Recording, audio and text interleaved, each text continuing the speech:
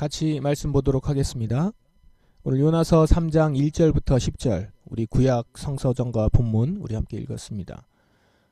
요나서는 하나님께서 이스라엘의 선지자 요나로 하여금 아수르의 수도 니느웨 성에 가서 심판의 경고를 하도록 하는 것으로부터 시작하는 성경입니다.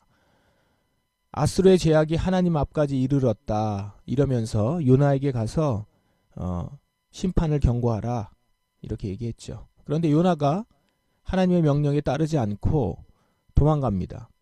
그러다가 물고기 뱃속에까지 들어가죠. 우여곡절 끝에 오늘 읽은 3장을 보면 요나가 드디어 니느웨 성을 돌면서 심판을 외치고 있습니다. 4절에 보시면 40일이 지나면 니느웨는 망한다 이렇게 외치죠.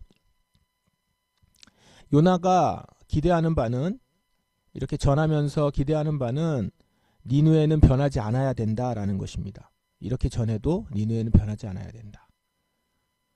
요나의 태도나 생각은 오늘 생략할 건데요. 이런 요나의 기대와는 달리 니느웨 백성들의 태도는 어땠습니까? 5절 보시면 니느웨 백성은 하나님을 믿었습니다. 그래서 그들은 금식을 선포하고 가장 높은 사람에서부터 가장 낮은 사람에게 이르기까지 모두가 굵은 베옷을 입었습니다. 이렇게 기록하죠. 그냥 말씀만 들은 것이 아닙니다. 제대로 회개의 태도를 가졌죠. 게다가 니느웨 왕의 명령은 더 단호합니다. 사람들뿐만 아니라 심지어 가축들까지도 금식을 명하죠. 물도 먹지 말라. 특별히 8절 하반절을 한번 보시면 누구나 악한 길에서 돌이켜야 하고 그 다음에 폭력을 쓰지 말아야 한다. 이렇게 명령합니다. 아수르는 매우 포악한 민족이었습니다. 주변 민족들이 이 민족을 매우 두려워했는데 왜냐하면 매우 잔인한 그런 민족이었기 때문입니다. 다른 민족을 침탈하고 점령할 때도 무자비하고 포악했다고 합니다. 특별히 그렇게 했다고 하죠. 기본적으로 폭력을 남발하는 이미지입니다. 그런데 지금 이 말을 하고 있는 겁니다. 폭력을 쓰지 말아야 한다. 니느웨로서는 철저히 회개하는 태도를 갖추고 있는 겁니다. 가축까지 물도 못 마시게 만드는 것이니까. 그러니까 회개의 태도도 매우 과격하죠.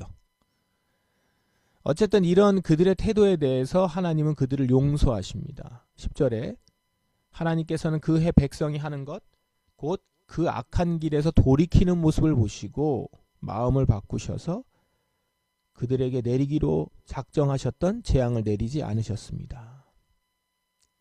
이렇게 3장은 마무리가 됩니다.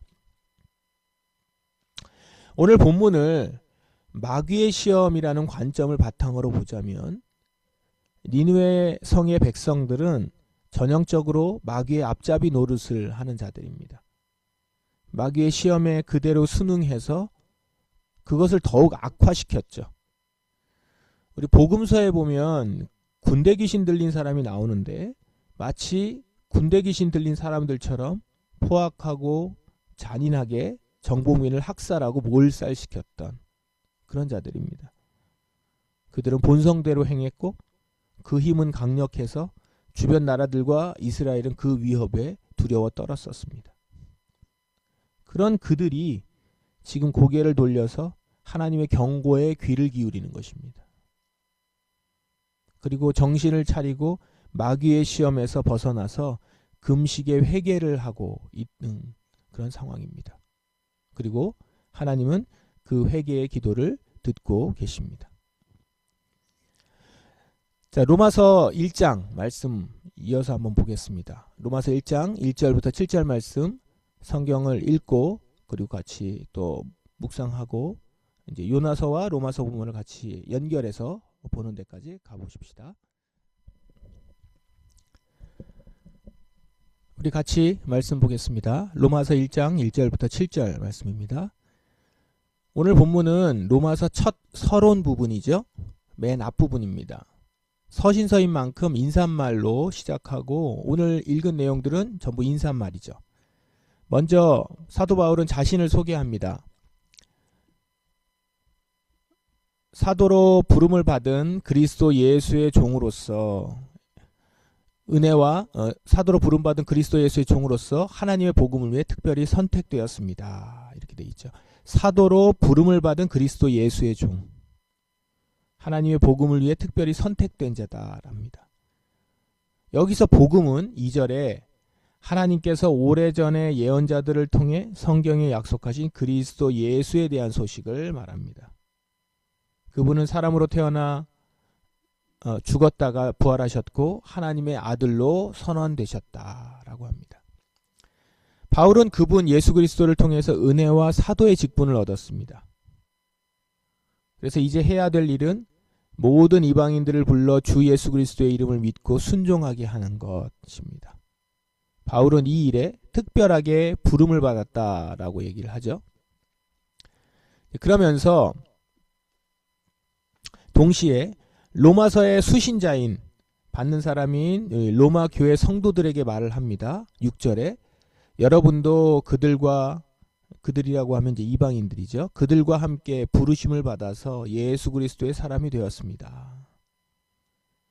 그래서 로마 교인들을 이렇게 부릅니다. 7절 하나님의 사랑을 받아 성도로 부름을 받게 된 로마에 있는 모든 분들. 하나님의 사랑을 받아 성도로 부름을 받게 된 로마에 있는 모든 분들. 사도 바울은 로마 교회 교인들을 직접 만나본 적이 없습니다. 단지 이들의 소식을 듣고 이들의 믿음을 더 견고하게 하고자 이렇게 편지를 쓰는 것입니다. 지금과 같이 영상이나 소셜미디어가 있는 시대가 아닌 건네받는 소식만으로 서로에 대해서 이렇게 알고 친숙하게 글을 나눈다는 것 참 놀랍습니다. 오늘 본문을 마귀의 시험이라는 관점에서 들여다보면 사도 바울이나 로마 교인들이나 모두 마귀의 시험을 이기지 못하고 죄를 짓고 살던 자들이다 라는 것을 알 수 있습니다. 그런 사람들 가운데 하나님의 아들이신 예수 그리스도께서 오신 것입니다. 그리고 죽은 자들 가운데서 부활하심으로써 하나님의 아들임을 온 세상에 나타내셨죠. 그래서 이제 그 예수 그리스도를 의지하는 자들은, 의지하고 회개한 자들은 마귀의 시험에서 벗어날 수 있고, 한 사람은 사도의 직분, 은혜와 사도의 직분을 얻어서 모든 이방인들을 불러서 주 예수 그리스도의 이름으로 믿고 순종하게 하는 그 직분을 감당하고, 또 한쪽은 하나님의 사랑을 받아서 성도로 부름을 받게 된 그런 사람들이 되었습니다. 말씀을 종합해 보겠습니다. 마귀의 시험이라는 관점을 가지고 요나서와 로마서를 우리가 쭉 보는데요. 두 본문을 연결해서 한번 종합을 해봅시다. 니느웨 성의 백성들은 본질적으로 마귀의 미혹을 이기지 못하고 본성이 원하는 대로 행했던 자들입니다. 그 전형적인 모습인 것이죠. 그렇지만 지금 마지막으로 전하는 심판의 경고, 그 경고에 귀를 기울이고 회개를 합니다. 그래서 하나님의 재앙을 받지 않게 되었습니다. 이렇게 마귀의 시험을 이기지 못하고 범죄하며 날뛰었던 니느웨조차 심판의 경고를 듣고 회개하고 돌이키니 살 수 있었다라는 겁니다. 시험받는 것은 연약한 우리로서는 어쩔 수 없을지 모릅니다. 마귀의 시험을 이기지 못하고 죄를 지을 수밖에 없을 수 있습니다. 그러나 그렇게 죄에 빠져 계속 있을 수밖에 없는 것은 아닙니다. 우리에게는 죄와 심판이 죽음이라는 것과 그 죽음을 대신 해결하신 예수 그리스도가 우리의 구세주이신 것. 그래서 우리는 그분을 의지하여 회개하면 용서받고 다시 살 수 있게 되었습니다. 그래서 이제 우리에게는 마귀의 시험에 빠지지 않고 살 수 있는 길이 열렸습니다. 더 이상 마귀의 시험에 내 영혼을 내어주지 않고 살아갈 수 있게 되었습니다. 뿐만 아니라 그리스도의 복음을 전하는 성도들로 예수 그리스도의 사람으로 새로운 사명을 갖게 된 것입니다.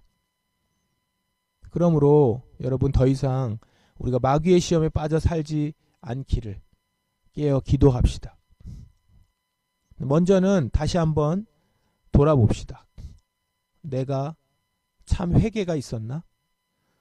내가 정말 이렇게 마귀의 시험에 빠져 살지는 않았나? 아, 내가 이렇게 마귀의 시험에 빠져 살았구나.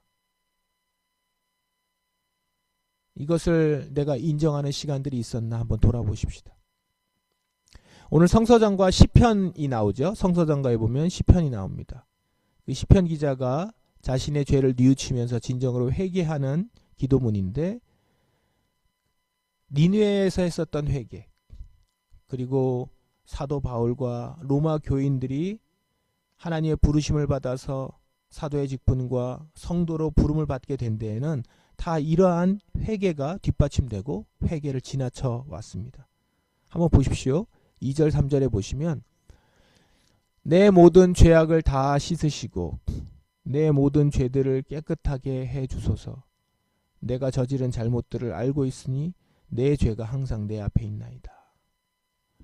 10절에 보시면 오 하나님, 내 속에 깨끗한 마음을 만들어 주시고 내 안에 올바른 마음을 새롭게 해 주소서. 이러한 자신을 인정하는 회개, 자신의 죄가 이렇게 짙고 그 안에서 살아갈 수밖에 없는 죄투성이었음을 진짜 인정하는 것이 회개의 시작입니다.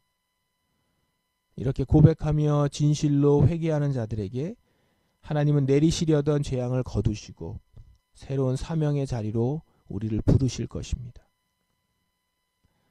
아직 이런 인정들이 우리 가운데 진실로 없었다, 솔직하게 내 자신을 돌아보면서 이런 인정이 없었다라고 하면 먼저 우리는 진정 회개의 자리로 나아가십시다. 내가 마귀의 시험에 빠져서 죄투성이로 살았음을 고백하고 이런 저를 건져주실 것을 간절히 기도하며 회개하는 시간을 우리 꼭 가지십시다.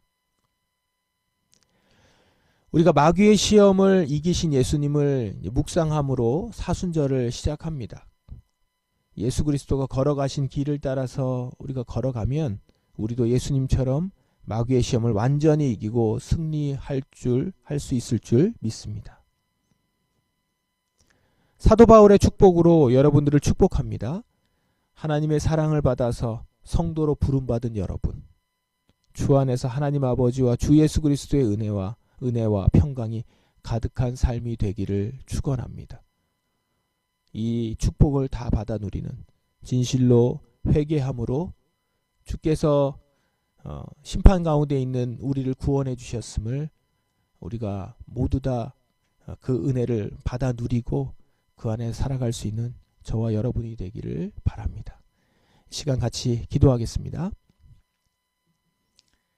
우리 말씀을 의지하며 오늘 돌아보며 기도하십시다.